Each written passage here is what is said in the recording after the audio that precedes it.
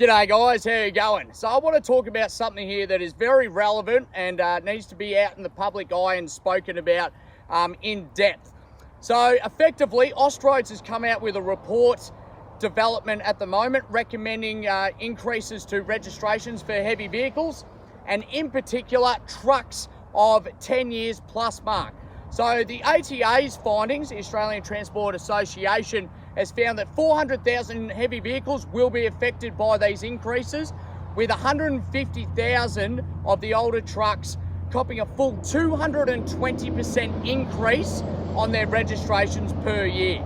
So from what I gather, Austroads is actually selling this as combating climate change and carbon emissions, etc. on those older trucks, which aren't fitted with carbon fighting systems like this one, which I run an AdBlue system and a muffler on it, which costs about $18,000 for one of these mufflers and about $100 per week in AdBlue.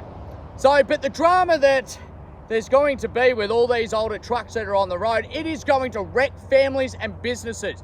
Bang, like that. Even right at this point right now, the value of these older trucks is effectively halved and no one's going to buy them based on these new registration costs that are going to come our way. A few of the people that are going to be hurt by this are going to be your owner drivers, your small businesses, and that's small fleets too that sort of turn over trucks every 5 to 10 years time, because based on these new registration costs, not many people are going to want to take the chance with a truck that's about 8 years old, knowing damn well in a couple of years time it's going to cost them a fortune. So with these businesses, they're effectively dead in the water right now at upgrading to a new truck, because that trade-in price is nowhere near what it would have been 2 days ago, actually. So it's not just line haul, interstate type stuff too. It's, your farmers that are only running a truck for 2-3 weeks a year, sometimes 2 or 3 months type thing. It's your local yard trucks also that, are just doing a bit here and there just to, pick up the pace. They're all of a sudden not going to be sustainable to run. And it's not just that, it's your small pallet companies, that are just moving little bits of furniture every now and again. They're not going to be able to afford these massive costs when they're only running the truck, 1 or 2, 3 days a week. So effectively, all these businesses now that have an older truck or an older fleet aren't going to be able to upgrade because they can't sell this older stuff now.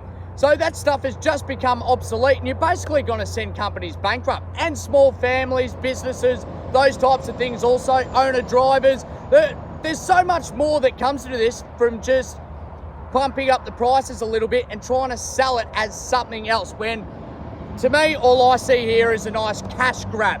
But the repercussions of what could come of this is going to be devastating. And to be honest, I hate the ideas of these, about blockades like Razorback and that type of stuff, but I could really see people on their knees here and having no other options, just feeling dead in the water, and what are you going to do? And to be honest, definitely support anyone else that, is effectively got their whole life on the line and just going to get it taken away. But, I think we need to really talk more about this and what can be done rather than just whacking up registration costs. It's a very pathetic way of doing things, as you ask me. There's positive ways to try and get people to upgrade to newer vehicles, and a couple of examples of that could be bigger rebate on diesel costs. The AdBlue costs me $100 per week.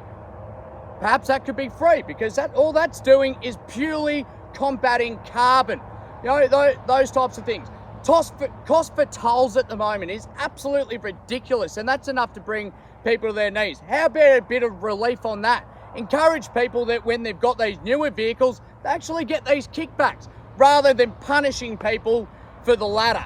So there you go, guys, something to think about. And as I say, it's only early days and that type of thing, but a few things to consider and take into consideration before we just start jacking up prices on registration in an industry that's already very fine lined with the money that can be made on a yearly basis, let alone